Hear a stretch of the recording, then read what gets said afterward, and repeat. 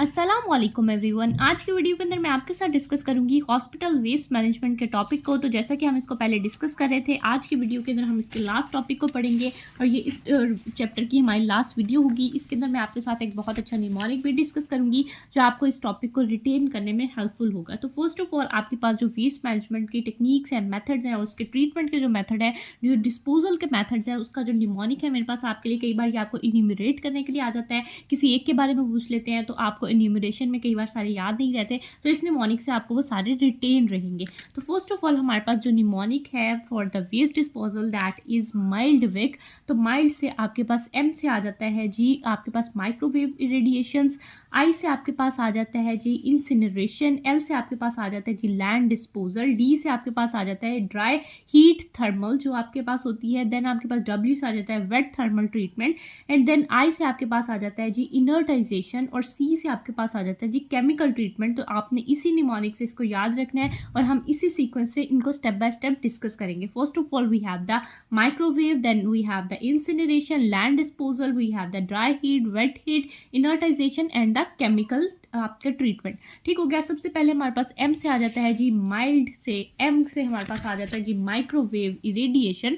तो microwave irradiation जो होता है आपके पास वो करता क्या है, वो आपके जो माइक्रो ऑर्गेनिजम्स होते हैं उनको डिस्ट्रॉय कर देता है with the help of the frequency and the wavelength. जो माइक्रोवेव की वेवलेंथ होती है और जो फ्रीक्वेंसी होती है, जो उसकी फ्रीक्वेंसी होती है दैट इज़ 2450 मेगाहर्ट्ज़ और जो इसकी वेवलेंथ होती है दैट इज़ 12.24 नैनोमीटर। ये आपको बहुत इंपॉर्टेंट MCQ भी है, तो आपने इसको अच्छे से याद रखना है।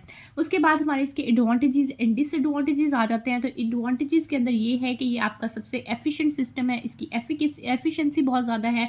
ये आपका जितना भी आपका डिस्पोजल का होता है, वेस्ट डिस्पोजल के लिए होता है, उसको बहुत कम वॉल्यूम के अंदर रिड्यूस कर देता है। उसके साथ साथ ये आपके लिए इन्वायरमेंट के लिए बहुत ज़्यादा सेफ है।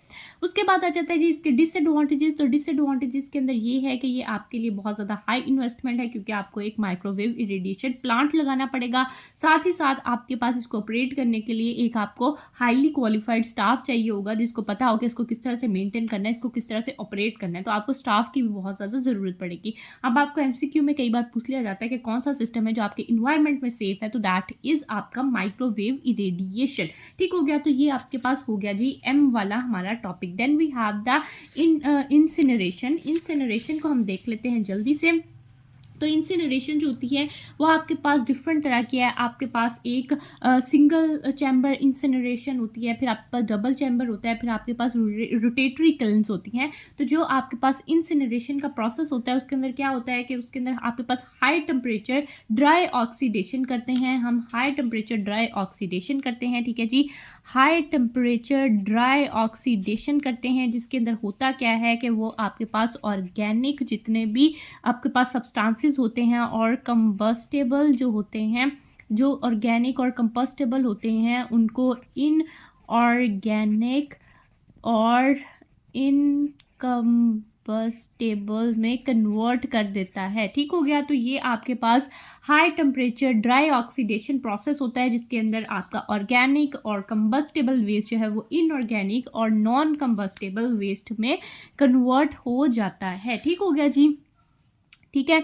उसके बाद इसका सिग्निफिकेंस क्या होता है कि ये भी आपके वॉल्यूम, जो वेस्ट का वॉल्यूम होता है उसको रिड्यूस कर देता है, और ये आपके लिए इसकी करेक्टरिस्टिक्स क्या होते हैं। तो ये क्या करता है, एक तो इसका सिंगल चैम्बर है और एक आपके पास डबल चैम्बर है। तो सिंगल चैम्बर जो होता है उसके अंदर हमारे पास जो हीटिंग हमें चाहिए होती है दैट इज़ 2000 किलो कैलोरी पर केजी, और जो आपके पास डबल चैम्बर पायरोलिटिक होता है उसके अंदर आपको चाहिए होती है जी 3500 किलो कैलोरी, ठीक है जी, सॉरी, किलो कैलोरी पर केजी। ठीक है। तो ये आपने इनको भी याद रखना है, ये आपके MCQ में आ जाती होती हैं। उसके बाद क्या होता है कि इसके अंदर आपके पास 60% जो है वो कंबस्टेबल सब्सटेंस होना चाहिए, आपके पास 60% कंटेंट जो है वो कंबस्टेबल होना चाहिए, 5% जो है वो नॉन कंबस्टेबल होना चाहिए, एंड 30% जो है वो आपके पास मॉइस्चर का कंटेंट होना चाहिए। देन आपके पास आ जाती है टाइप ऑफ इंसिनरेशन। तो टाइप्स के अंदर आपके पास डबल चैम्बर है, देन आपके पास सिंगल चैम्बर है एंड रोटेटरी किल्न्स है। तो सबसे पहले हम डबल चैम्बर को देख लेते हैं। डबल चैम्बर जो होता है वो आपके पास उसकी एफिकेसी बहुत ज़्यादा है, एफिशिएंट सिस्टम होता है। इसके डिसएडवांटेजेस क्या हैं कि ये आपके पास इनकम्प्लीट डिस्ट्रक्शन करता है ऑफ द साइटोटॉक्सिक। तो ये आपके लिए बहुत इंपॉर्टेंट एमसीक्यू है, आपसे पूछा जाता है, आपने इसको अच्छे से याद रखना है। और यही है कि ये हाई इन्वेस्टमेंट है और इसकी ऑपरेटिंग कॉस्ट भी काफ़ी ज़्यादा होती है। Then we have the single chamber. Single chamber जो होता है वो क्या करता है, वो आपके पास डिसइंफेक्शन की जो एफिकेसी है वो उसकी हाई है। ये आपके जो वॉल्यूम होता है वेस्ट का उसको बहुत ड्रास्टिकली रिड्यूस कर देता है। इसके अंदर हमें ज़्यादा ट्रेन स्टाफ की ज़रूरत नहीं होती और इन्वेस्टमेंट भी कम होती है। तो these are the advantages. Disadvantages क्या है कि ये आपके एटमॉस्फेयर को पोल्यूटेंट कर देता है। अभी हमने पढ़ा था कौन सा ऐसा सिस्टम है जो आपके इन्वायरमेंट के लिए फ्रेंडली है, तो दैट इज़ माइक्रोवेव इरेडिएशन। और कौन सा ऐसा सिस्टम है जो आपके इन्वायरमेंट को पोल्यूट कर देगा, आपके एटमॉस्फेयर को पोल्यूट कर देगा, that is single chamber incineration. ठीक हो गया जी। उसके बाद ये आपके पास इसके अंदर हमें पीरियोडिकली जो उसका स्लैग और सूट हमारे पास वो जो कचरा बच जाता है आपके, बेसिकली वो जो ब्लैक ब्लैक आपके पास जब भी हम किसी चीज़ को जलाते हैं तो वो आपके पास जो स्लैग और सूट बच जाता है एंड के अंदर, उसको बार बार रिमूव करना पड़ता है फ्रॉम द सिंगल चैम्बर। तो ये भी इसका एक डिसएडवांटेज है। नेक्स्ट में हमारे पास आ जाता है जी रोटेटरी किल्स। तो रोटेटरी किल्स क्यों होते हैं, इनके एडवांटेजेस जो हैं वो आपने याद रखने हैं। PIC से पिक्चर जो हम लिखते हैं PIC से आपने याद रखना है कि यहाँ कहाँ पर इस्तेमाल होता है। तो ये आपके पास यूज़ होता है for the pharmaceutical waste, for the infectious waste and for the chemical waste. तो ये कई बार आपके MCQs में पूछा जाता है, तो आपको ये सारी चीज़ें याद रखनी, एक एक चीज़ के बारे में आपको पता होना चाहिए। तो ये आपने याद रखना है। विद द निमोनिक के रोटेटरी किल्स कहाँ पर इस्तेमाल होते हैं, तो वो आपके पिक्चर के साथ इस्तेमाल होते हैं, यानी आपके pharmaceutical, infectious and chemical waste के साथ। इसका डिसएडवांटेजेस वही है कि हाई कॉस्ट है और आपके पास इन्वेस्टमेंट भी ज़्यादा लगेगी। नेक्स्ट आपके पास आ जाता है जी आई हमने कर लिया। Then we have the land disposal. अब हम L पे आ गए हैं, तो L पर हम लैंड डिस्पोजल को देख लेते हैं। लैंड डिस्पोजल के अंदर क्या होता है कि ये आपके पास कोई भी ऐसा एक लैंड चूज़ कर लेते हैं, ठीक है जी। मेडिकल अथॉरिटी या म्यूनसिपलिटी जो आपके पास अथॉरिटी होती है वो एक ऐसा एरिया चूज़ कर लेती है जहाँ पर हम सारे अपना जो वेस्ट होता है उसको डंप कर देते हैं। तो ये आपके पास कोई ओपन डंप्स भी हो सकते हैं, कोई आपके पास सैनिटरी लैंडफिल्स भी हो सकते हैं। तो इनके एडवांटेजेस क्या है कि लो कॉस्ट होगी और आपके पास रिलेटिवली सेफ होगा if access to site is restricted. आपके पास जो भी आपने एक लैंडफिल का एरिया, ये हमने लैंडफिल का एरिया जो है वो चूज़ कर लिया कि हमने यहाँ पर अपना सारा वेस्ट जो है वो थ्रो करना है, यहाँ पर फेंकना है। और ये एक ऐसा एरिया होना चाहिए जिसकी एक बाउंड्री और ऐसा एक एरिया हो जहाँ पर कोई और बंदा ना जा सके, कोई एनिमल ना जा सके, कोई आपके पास अनऑथराइज्ड पर्सन जो है वो वहाँ पर एंटर ना हो सके, ताकि वो वहाँ से बचा रहे, वहाँ से महफूज रहे। तो ये आपके पास इसके एडवांटेजेस में आना चाहिए। दैन डिसएडवांटेजेस क्या है कि अगर उसकी एक्सेस जो है वो रिस्ट्रिक्टेड ना हो तो काफ़ी ज़्यादा हैजर्ड्स हो सकते हैं, कोई बच्चा वहाँ जा सकता है, कोई जानवर जा सकता है, कोई भी इंसान जा सकता है, तो उनको परेशानी और उनको कोई बीमारियां वगैरह लग सकती हैं। ठीक हो गया जी। ये आपके पास है जी land disposal. Then we have the D से हमारे पास आ जाता है जी ड्राई थर्मल ट्रीटमेंट।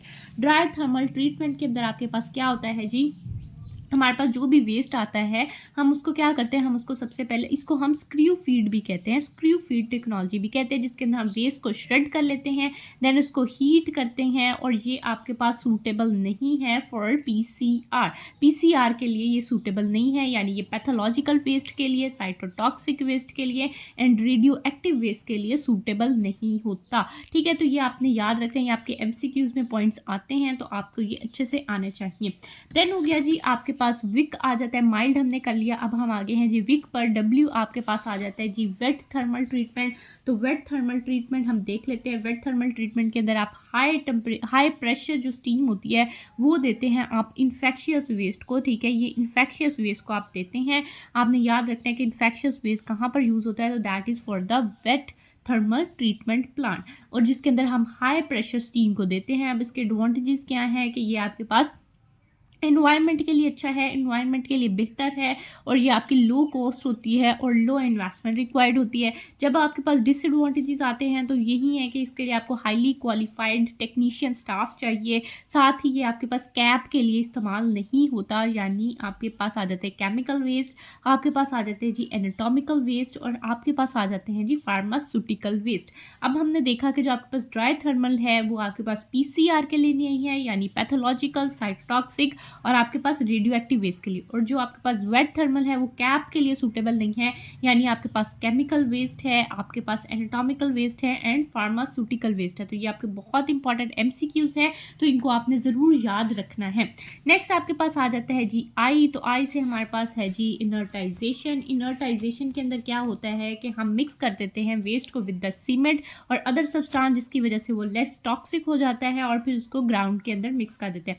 उसके फिर हम क्यूब्स और पैलेट्स वगैरह बनाते हैं और फिर उसको ट्रांसपोर्ट कर लेते हैं विद द सूटेबल साइट जहाँ पर भी हमने उसको स्टोर करना होता है। तो इसके अंदर क्या करते हैं, इसके अंदर आपके पास ये इंपॉर्टेंट है फॉर द फार्मास्यूटिकल वेस्ट के लिए। फार्मास्यूटिकल वेस्ट हम 65% लेते हैं, 15% आपके पास लाइम होता है, 15% सीमेंट और 5% वाटर, और उसका मिक्सचर बना लेते हैं, होमोजीनियस मिक्सचर होता है, और फिर उसको क्यूब्स एंड पैलेट्स में कन्वर्ट करते हैं एंड देन ट्रांसपोर्ट कर लेते हैं टू द स्टोरेज साइट। अब इसके एडवांटेजेस क्या हैं, रिलेटिवली इनएक्सपेंसिव है, और इसके डिसएडवांटेजेस क्या है कि ये इन्फेक्शियस वेस्ट के लिए इस्तेमाल नहीं होता। अभी हमने पढ़ा इन्फेक्शियस वेस्ट के लिए कौन सा इस्तेमाल होता है, तो that is wet thermal treatment. उसके बाद जी हमारे पास लास्ट आ गया, दैट इज केमिकल। केमिकल आपके पास डिसइंफेक्शन जो लास्ट है वो क्या करती है, वो किल कर देती है और इनएक्टिव कर देती है आपके पास जो भी पैथोजेंस होते हैं आपके वेस्ट के अंदर, तो उनको ट्रीट कर देती है वेस्ट को, जैसे कि आपके ब्लड में, यूरिन में, स्टूल्स में, और आपका जो हॉस्पिटल सीवेज होता है उसके लिए हम इसको इस्तेमाल करते हैं। इसके एडवांटेजेस क्या हैं कि ये आपके पास हाईली एफिशिएंट डिसइंफेक्शन करता है, ठीक है, एफिशिएंसी बहुत ज़्यादा है, और साथ ही साथ ये रिलेटिवली इनएक्सपेंसिव भी है। डिसएडवांटेजेस क्या हैं कि आपको हाईली क्वालिफाइड टेक्नीशियन स्टाफ चाहिए, क्योंकि इस प्रोसेस को करने के लिए आपके पास एक क्वालिफाइड स्टाफ होना चाहिए, क्योंकि केमिकल का काम है, केमिकल के लिए बहुत हैजर्डस आपके इफेक्ट्स होते हैं, तो आपको केमिकल के लिए एक ट्रेंड स्टाफ की ज़रूरत होती है। उसके साथ ही साथ इसके लिए सेफ्टी मेजर्स भी बहुत ज़रूरी हैं, आपको सेफ्टी गॉगल्स लगाने हैं, सेफ्टी बूट्स पहनने हैं, सेफ्टी वो ड्रेस होता है वो पूरा पहनना है, तभी आप इस पर काम कर सकते हैं। देन आपके पास आ जाता है कि ये इनएडिक्वेट है for the pharmaceutical and chemical और इन्फेक्शियस वेस्ट के लिए, ठीक है, ये आपके पास कुछ वेस्ट के लिए इनएडिक्वेट है। ठीक हो गया, तो ये था जी आपका सारा डिस्पोजल का हमारा प्रोसेस जो था, और ये आपकी जो इंसिनरेशन की आइडियल इंसिनरेशन का डिज़ाइन है, ये आपके ऑस्पी के लिए इंपॉर्टेंट है, एज सच आपके पेपर के लिए इंपॉर्टेंट नहीं है, लेकिन इस तरह की डायग्राम्स ऑस्पी में आ जाती हैं और वो कोई एक चीज़ को, जैसे कंबंशन को मिस कर देंगे, इस तरह से किसी एक चीज़ को मिस कर देंगे और फिर आपको कहेंगे इसको लेबल कर दो, इस तरह के आपसे क्वेश्चंस आ जाते हैं, या आपको ये डायग्राम देके पूछ लेते हैं ये क्या है, तो ये इंसिनरेशन का डिज़ाइन है। तो ये आपके ऑस्पी के लिए डायग्राम इंपॉर्टेंट है, आपने इसको ऑस्पी के लिए अच्छे से करना है। फर्दर हम डिस्कस कर लेते हैं आपके जो हैजर्ड्स एसोसिएटेड हैं विद द हॉस्पिटल वेस्ट, और आपके कुछ इंपॉर्टेंट पॉइंट्स हैं जो आपकी इस बुक में नहीं लिखे हुए, यानी आपकी एक्सेल की बुक में नहीं लिखे हुए। आपके कुछ हैजर्ड्स लिखे हुए हैं एक्सेल की बुक के अंदर, लेकिन ये जो हैजर्ड्स हैं ये मैंने पार्क की बुक से लिए हैं, तो मैं आपके साथ ये भी साथ साथ डिस्कस करती जाऊँगी। जो इंपॉर्टेंट टॉपिक्स और पॉइंट्स आपको पार्क से चाहिए होंगे तो वो भी हम साथ साथ डिस्कस करते जाएंगे। फर्स्ट ऑफ ऑल आपके पास आ जाता है जी हैजर्ड फॉर द इन्फेक्शन, और शार्प से आपको जो हैजर्ड होते हैं वो आपके पास HIV की इन्फेक्शन हो सकती है, आपके पास HBV यानी हेपेटाइटिस बी और हेपेटाइटिस C की इन्फेक्शन जो है वो कॉज हो सकती है विद द शार्प्स। देन आपके पास आ जाता है जी hazard for the chemical and pharmaceutical. जो आपके पास हैजर्ड्स होते हैं तो उसके अंदर आपके पास जीनोटॉक्सिक आ सकता है, आपके पास corrosive आ सकता है, एंड आपके पास एक्सप्लोसिव जो हैजर्ड्स हैं वो आ सकते हैं। Next we have the hazard for the genotoxic waste. तो उसके अंदर आपके पास डिपेंड करता है कि उसकी ड्यूरेशन क्या है और उस सब्सटेंस का किस सब्सटेंस का एक्सपोजर है, वो कितना टॉक्सिक है, तो वो आपके पास जीनोटॉक्सिक में आ जाएगा। Next we have the hazard from the radioactive. तो hazard from the radioactive के अंदर क्या होता है कि आपको हेडेक होती है, डिजीनेस होती है, ठीक है, वॉमिटिंग होती है, और अगर आपका लॉन्ग टर्म एक्सपोजर हो with the radio active substance तो आपको मैलिग्नेंसी, कार्सिनोमास, आपको इस तरह की कंडीशंस भी देखने में मिलती हैं। Next we have the public sensitivity. तो पब्लिक सेंसिटिविटी के अंदर आपका पब्लिक सेंसिटाइजेशन होती है टू द एनाटॉमिकल वेस्ट। अब आपने कोई भी किसी इंसान का कोई भी ऑर्गन निकाल के बाहर फेंक दिया तो वो लोग तो उसको देख के डरेंगे ना, तो ये एक पब्लिक सेंसिटाइजेशन होती है, पब्लिक सेंसिटिविटी है टुवर्ड्स द एनाटॉमिकल वेस्ट। उसके बाद आ जाता है कि जो आपके पास ओपन बर्निंग होते हैं, ये आपके पास इंपॉर्टेंट पॉइंट्स हैं जो आपकी एक्सेल की बुक में नहीं है, आपसे कई बार प्रॉफ में पूछ लिए जाते हैं, तो मैं आपको वो डिस्कस कर रही हूँ। आपका जो ओपन बर्निंग पॉइंट होता है तो वो क्या क्या रिलीज करता है, तो वो आपके पास रिलीज करता है जी केमिकल्स को और कार्सिनोजेंस को। तो ये आपने दोनों पॉइंट्स याद रखने हैं। उसके बाद मोस्ट कॉमन जो आपके पास डिस्पोजल हम पाकिस्तान के अंदर इस्तेमाल करते हैं, तो ये आपके पास बहुत कॉमनली आपको क्वेश्चन पूछ लिया जाता है, वाइवा में पूछ लिया जाता है, आपके प्रॉफ में 1 नंबर या 2 नंबर का पूछ लिया जाता है, तो आपने इसको ज़रूर अच्छे से करना है। आपके पास जो मोस्ट कॉमन है पाकिस्तान में, दैट इज़ इंसिनरेशन का प्रोसेस, और साथ ही आपके पास लैंड डिस्पोजल का प्रोसेस। तो ये दो जो हैं डिस्पोजल के प्रोसेस मोस्ट कॉमनली आपके पास इस्तेमाल किए जाते हैं इन द पाकिस्तान। ठीक हो गया? तो that is all from my side.